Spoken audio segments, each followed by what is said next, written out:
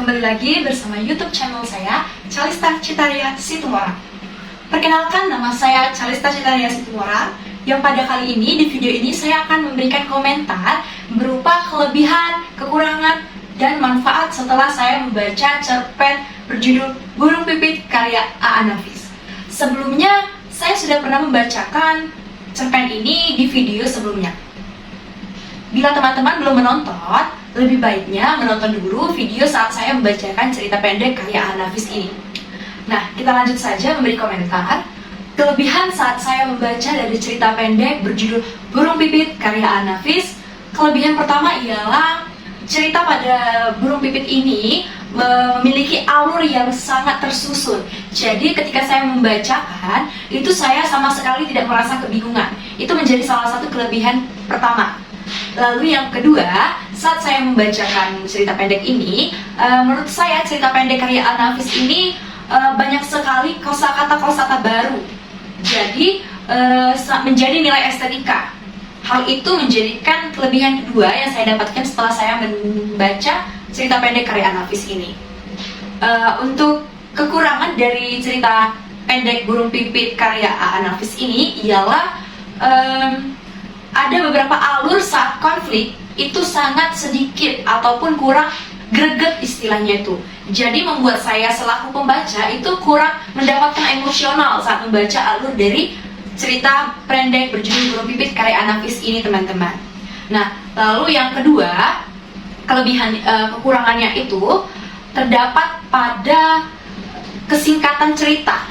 Jadi saya ini ngerasa terlalu cepat sekali selesai sudah ending. Padahal saya masih asik membaca dari cerita pendeknya tersebut. Itu menjadi kedua kekurangan dari cerita pendek A.A. Nafis.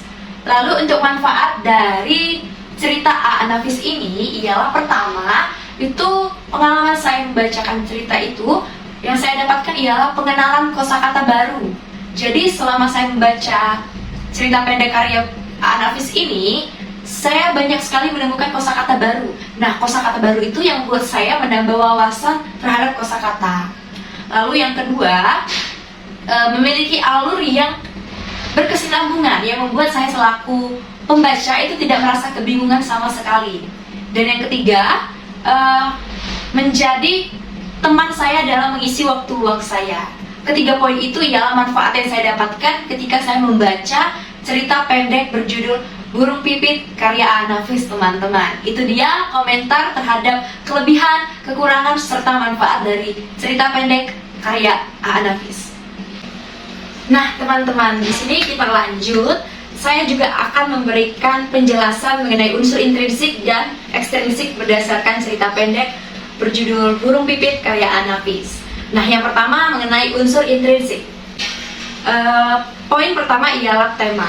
Tema yang diangkat pada cerita pendek berjudul Burung Pipit ini mengisahkan dan mengangkat tema mengenai ketidaksesuaian antara persepsi keindahan alam dan kenyataan keras kehidupan para petani.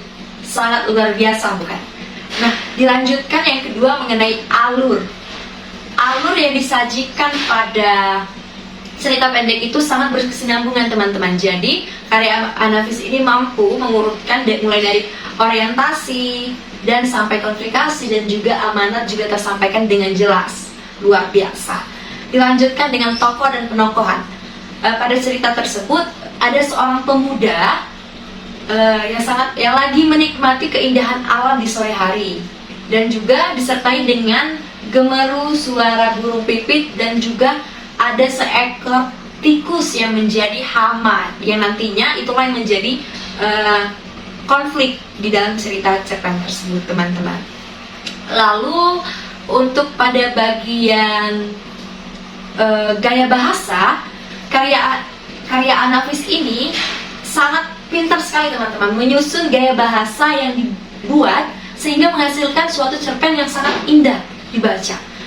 Ialah banyak sekali kata-kata yang baru dan juga tidak pasaran. Jadi A.A. Nafis ini mampu membuat ciri khas tersendiri yang membuktikan bahwa karya A.A. Nafis itu beda dari yang lain. Jadi untuk karya A.A. Nafis ini sangat keren.